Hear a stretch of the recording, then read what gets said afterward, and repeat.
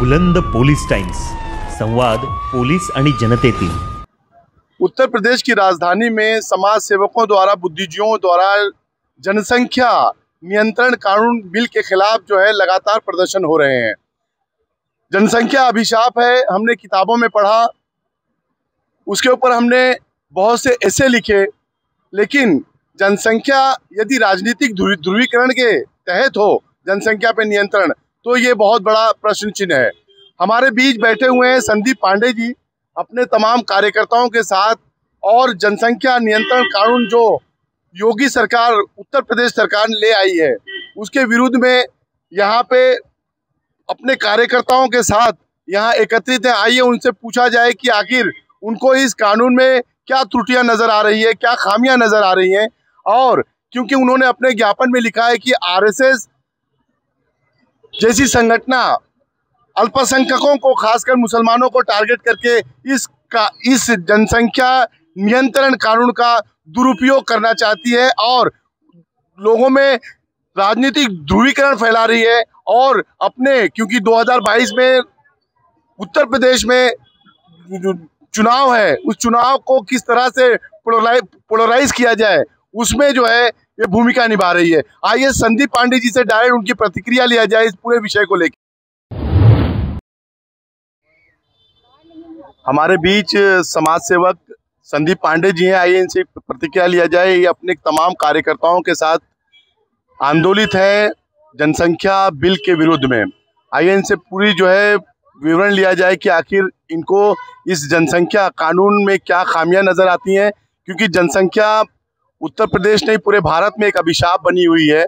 और हमने अपने ऐसे में अपने निबंधों में लिखा था कि जनसंख्या अभिशाप है। आज अभिशाप के खिलाफ जो सरकार ने जो कानून लाया है, लेकिन उसके विरुद्ध में आज संदीप पांडे जी अपने आंदोलित हैं। आइए इनसे इनकी प्रतिक्रिया ली जाए। संदीप जी, आपको ये कानून कहाँ से गलत नजर आ रहा है? देखिए, उत्तर प्रदेश सरकार जो जनसंख्या नियंत्रण, स्थिरीकरण और कल्याण बिल लाई है, ये पूरी तरह से गलत है। ये हम नहीं कह रहे हैं, भारतीय जनता पार्टी की केंद्रीय सरकार की जो राज्य स्वास्थ्य और परिवार कल्याण मंत्री हैं डॉक्टर भारती पवार, वो कह रही हैं, और संसद में उन्होंने कहा है कि जनसंख्या को नियंत्रित करने का ये कोई तरीका ही नहीं है कि आप जबरदस्ती जो है जनसंख्या नियंत्रित करने की कोशिश कीजिए। उनका कहना है कि अगर आप 2 बच्चों का आप प्रतिबंध लगाएंगे तो इससे भ्रूण हत्या बढ़ेगी, क्योंकि अपने देश में लोग लड़का पैदा करना चाहते हैं, तो लोग लिंग जांच कराने लगेंगे जो एकदम गैर कानूनी है।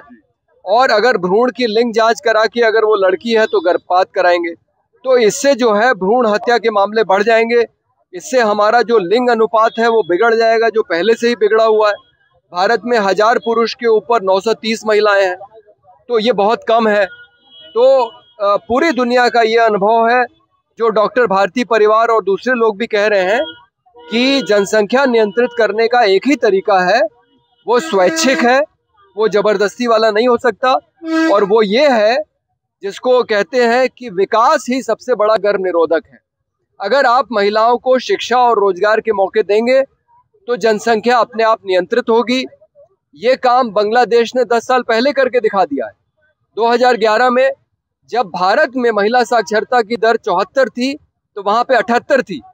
जब भारत में कामकाजी महिलाओं का प्रतिशत 29 था तो बांग्लादेश में 57 था, यानी भारत से दुगना।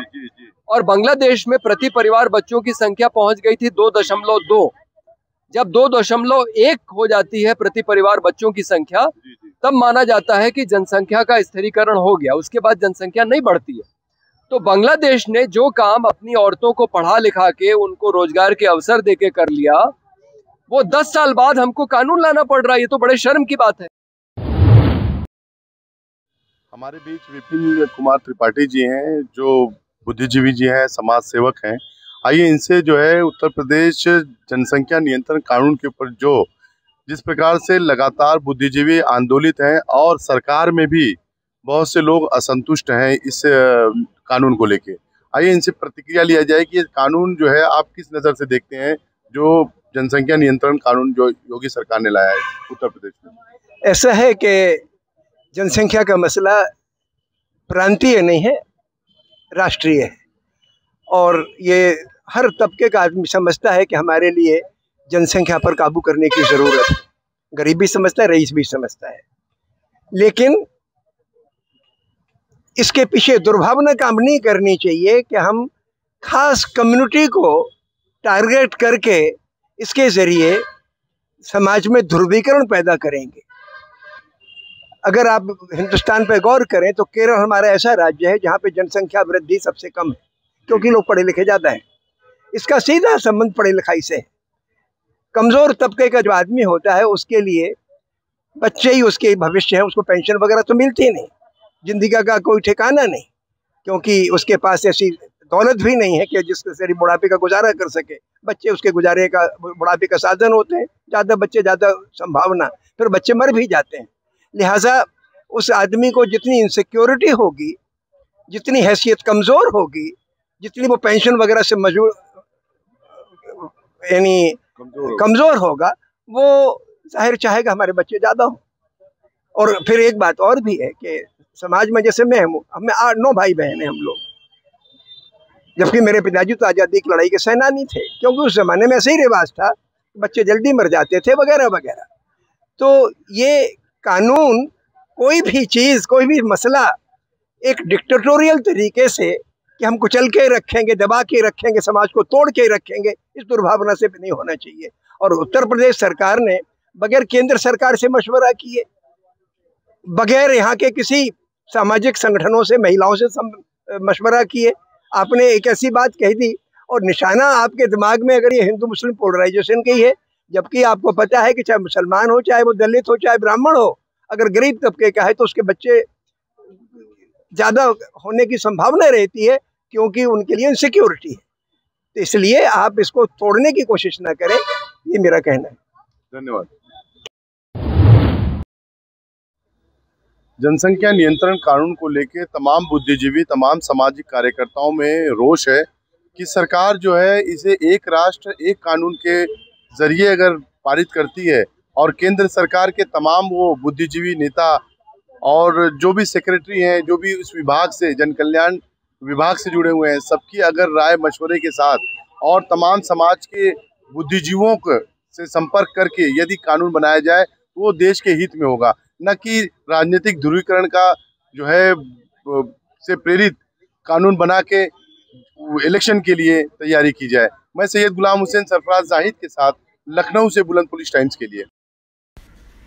आज ही हमारे चैनल को सब्सक्राइब करें और बेल आइकन को क्लिक करें।